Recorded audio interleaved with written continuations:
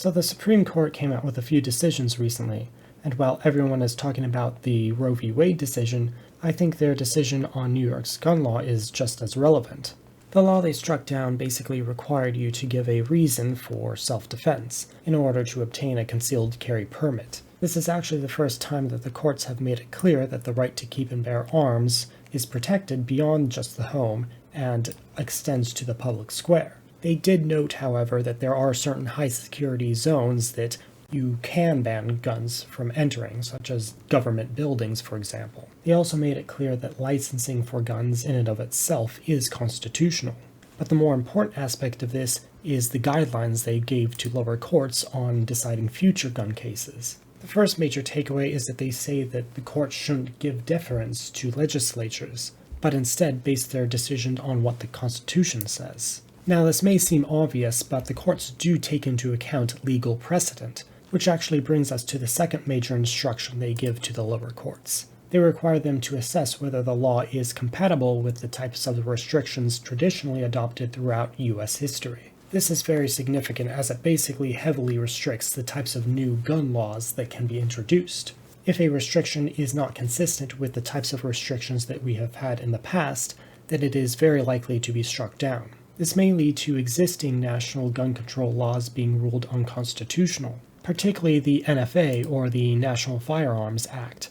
This is a very significant law that bans many different types of guns, mainly machine guns and guns with suppressors, but it also had a bunch of other restrictions like gun and barrel length and the type of caliber you can have. But the problem is that this country doesn't really have a history of banning certain types of guns. During the late 1700s and early 1800s, there were certain gun restrictions, but they were mostly gun safety measures like you can't put a gun on a pull string, or you can't just leave ammo in guns because the black powder back then wasn't as stable as it is today. But you might say that the founders couldn't anticipate certain technological developments in the weaponry, like the machine gun that can fire many rounds per minute. But even back then, they actually did have machine guns, though they were fairly primitive. Many people don't know about it, but there was the puckle gun that was considered the first machine gun. It wasn't really used that much because it wasn't very good, but the fact is that it did exist, and the founders would have knowledge that further development of that sort of gun would be coming in the future. So it is difficult to argue that they would have been okay with the type of restrictions we have today when they wouldn't even ban heavy weaponry like this. However, there's one quote that gun control advocates can use to support their legislation. It says that implicating unprecedented societal concerns or dramatic technological changes may require a more nuanced approach. The key word here is unprecedented. This usually requires a paradigm shift and not just some minor changes here and there. So something like a ban on fully plastic guns from 3D printing would likely still stand, but bans on certain magazine capacities may be in jeopardy. These quotes are fairly vague, so there may be some wiggle room that lawyers can have fun with. Regardless, it's very clear that this ruling and rulings that will follow from this will make it very difficult for Democrats to continue with their legislative agenda on this topic. Now, analyzing this situation, this is clearly good for Republicans as it strikes down a major gun law that prevents a lot of people from accessing guns. However, the main benefit of this ruling comes in the ammunition it provides Republicans to challenge future gun laws and existing major gun laws. It's really up to Republicans as to how beneficial this ruling will be to them. Will they be able to challenge the NFA and actually get it struck down? So yes, this is also very bad for Democrats as the implications of this ruling favor the Republicans' challenge to these laws. This will likely lead to Democrats' options on gun control being severely limited in the future, as more and more of their gun laws get struck down by the courts due to the instructions of this decision. So given this, there's a few tactics that Democrats may employ as a result of this. Number one, they may get a bit more radical on the courts, arguing to pack the courts with their judges.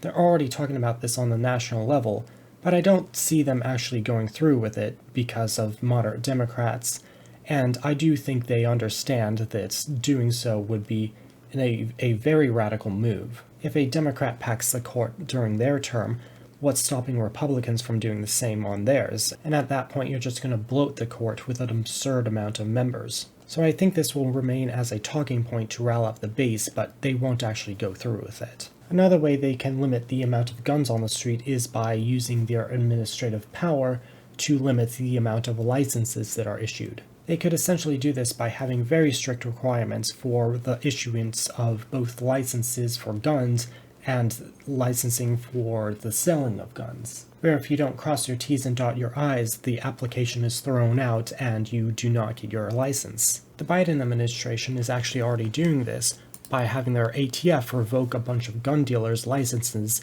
on very pedantic grounds. And while this is beneficial to their agenda, it isn't really that marketable to voters, because ultimately pointing to administrative actions to your base may just look like you're trying to gain credit for doing your job, while on the other side you might just be advertising that you're abusing your power, opening yourself up to possible court challenges if you admit that this is about gun control and not about safety. Moderate voters may also see this as administrative abuses and consider it corruption. So ultimately, I think they will continue with this strategy, but they won't advertise it to voters that much because it really isn't that helpful for them politically. So how will they campaign on this issue if all their gun laws are being struck down? There is, of course, the court packing where they could bypass more moderate senators in the Congress. If they decide to do a bunch of recess appointments, they could appoint them very early on in the year, and they would last 2 years before the Congress would have to confirm them. But as I said earlier, I don't really see them doing this because it's such an extreme move, and it would cause them major problems for when a Republican gets in office. It's also not a great idea to campaign on something that you have no intention of fulfilling, as your voters will catch on at a certain point. I think after a while they'll start campaigning on a far-fetched constitutional amendment. They would do this with full knowledge that it would never pass, and it would just be a campaign issue that they bring up in perpetuity. It would be a way to shame Republicans for their stance on this issue while also eroding trust in the Constitution among voters who are in favor of gun control. It would ultimately be portrayed as a long-term goal for the party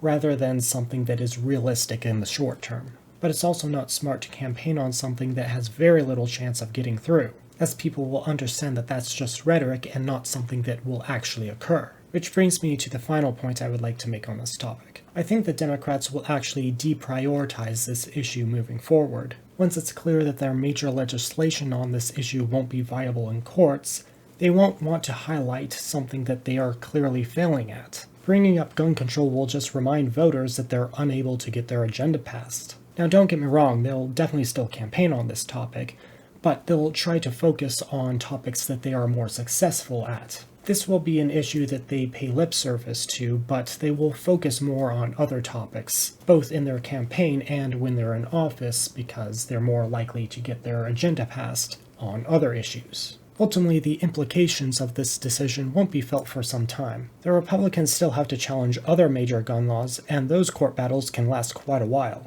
Not much will change in the short term, but it will be interesting to see how my predictions play out in the long run. Let me know what you guys think about this decision in the comments. Do you think the implications are as far-reaching as I do, or am I just seeing butterflies where there are none? Until next time, thank you all very much for watching, and have a nice day.